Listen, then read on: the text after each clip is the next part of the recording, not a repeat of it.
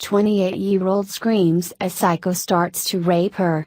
Homeless man only one who answers her cries. When you think of crimes occurring, you probably think of criminals acting at night in isolated areas.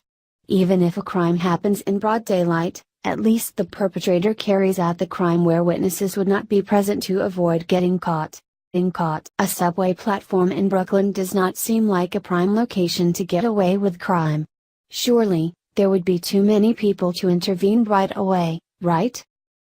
Bystander apathy often leads to individuals taking on less responsibility and turning the other way in the midst of a crime when others are present. If many are witnessing the crime and assumed to be taking action, the question often becomes, why should I get involved, too? Unfortunately, bystander apathy was present one Wednesday morning on the number 3 train at the Bergen Street station. Everyone seemed to ignore what was tragically taking place right in front of them. Then, Morris Osborne heroically intervened. Osborne was 37 years old at the time and had been living at a shelter in Brooklyn.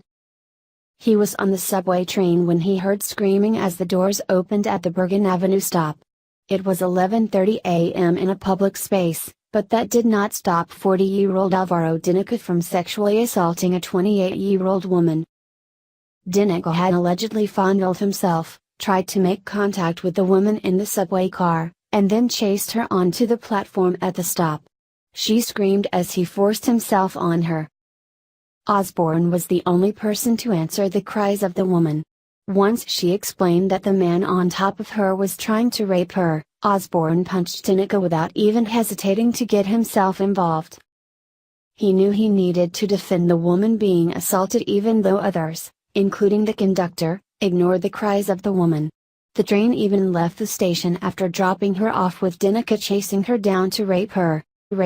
Osborne pulled Dinica by the shirt to the local police precinct 2 blocks away. Not only did he stop a rapist, but made sure that justice would be served. $22,659 has since been raised through donations of people touched by Osborne's heroism. The proceeds raised went toward paying off Osborne's student loan debt, the rest of his tuition to become a medical assistant, and other expenses, though nothing can repay him for bravely stepping in when nobody else will.